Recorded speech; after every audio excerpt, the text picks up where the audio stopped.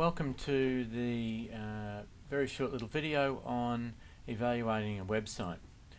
This is a really important skill these days, as we find that most students and teachers, their first place that they will go to when doing some sort of research is basically the web and via Google. And so it is really important that students now need to evaluate a website to see how good the information is, to see the quality of the information that is provided. So we're going to use a template that we have that will basically help you to evaluate the usefulness of the website. This template I'm opening up now is based on four main areas that we will look at very quickly this morning. The four areas are the idea of currency, the idea of reliability, authority, and the purpose and point of view. I'm now opening up the template, so we'll basically explore the particular areas and how we'll go about completing that. Here is the template. You'll notice here the first part of the template is basically asking for the website name and the URL, or the universal resource locator, or the address of the website. Firstly, the first category we'll look at is the currency. And this is an area that will relate to when the website was made and when the website was last updated. Don't forget, within the website you may find individual pages may be created at different times or updated at different times. So you may need to look at individual pages if they're provided. You'll normally find this information down the bottom of the website. It could be something like About Us or an area like that, where you'll find it was modified or updated. So those are the areas to do with currency. Now, just with the updating of the website, you may need to ask the question, is the information current enough for me to use? For instance, if I was looking at a website and trying to find out the particular characteristics of a mammal, and you would possibly expect that really the characteristics of a mammal, being factual information, have not really changed for a long while. So the fact that a mammal there would be a skin covering of hair or fur, a four-chambered heart, warm-blooded, breeds live offspring. Those particular details have not really changed over time. So if I was searching for information like that and my website was not updated, was maybe updated in 2000, I would possibly think, well, that information is okay for me to use. However, if I was looking at extinction of maybe the Bengal tiger, you might want to find what is the latest figures on extinction. So if we were using that, you would see there, if the website was last updated in 2000, is just saying, well, look, I want to find out what current figures are. It's not going to be that useful, because I really want to find out, if it's been updated with the latest figures about extinctions of the Bengal tiger in 2013. The second category is reliability, and this relates to what sort of information included on the website. Now here there'll be a whole host of different things included. They could be things like activities, they could be videos, they could be pictures, they could be links to other websites, they could be facts, they could be references, it could be about games, it could be about food. So you will need to explore the website to find out what sort of information is provided. Again, is it factual information or is it opinion based?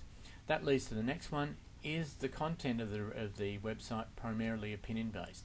What we mean by this is that is it just the opinion of that author as to what is being published on the website? Or is, if it is opinion based of the author, have they provided alternative opinions? So a balanced opinion on both sides of the argument there. Or is it based on facts? So that's the question you've got to ask yourself.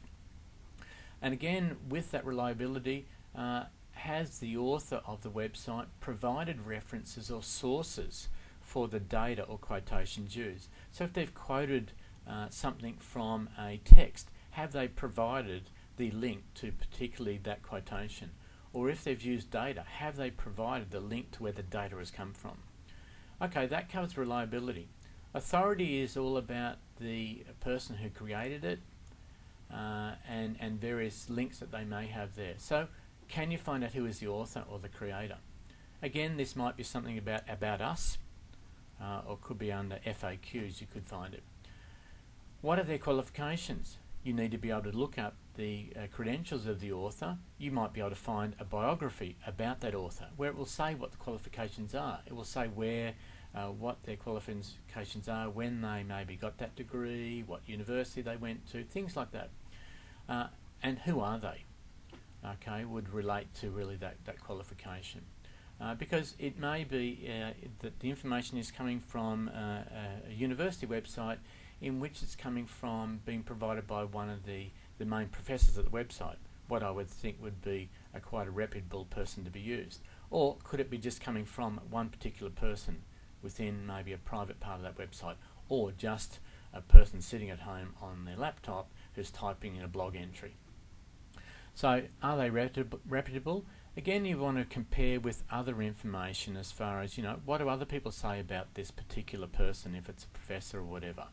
Okay, and what are their interests in this website they've produced? Is it of providing factual information? Is it passing across their point of view? You need to be able to question that. And again, is there many sponsors on the website? Is there many advertisements on the website? So this is going to lead you into say, well, if there's maybe talking about maybe alternative technologies with cars, and you would find that the Ford Motor Company or GMH are one of the main sponsors because their ads keep on popping up, you might tend to think, well, maybe this is quite clouded there because it might be pushing their point of view as far as using petrol cars rather than alternative fuel cars. The last one there is purpose or point of view, and you need to be saying, well, is it opinion or is it factual? Again, you might need to check that against other resources to say, is it based on fact or is it opinion? I'm not quite certain. Is it biased? Are they providing both points of view? Okay. Example of that might be if I was trying to source some information from North Korea about the imminent war that's coming up, and just coming from North Korea, I would tend to possibly be expecting information that's going to be very much pro the communist regime in North Korea, compared to looking at maybe South Korea. What would be their ideas about the imminent war? I think you'd find that they would both be quite different. So again, both points of view. And again, is the author or creator trying to sell you something? Okay, so if you're getting pop-ups there on saying, please go to the shop to buy these particular things there, you might need to sort of investigate that. So overall, with those 4 different headings that you'll investigate, which are again currency, reliability, authority, and purpose and point of view, you need to come up with an overall evaluation of your website, which should provide you with quality, a quality measure of being able to evaluate a particular website that you've used. Thanks for listening, and we'll be back next time. Thank you.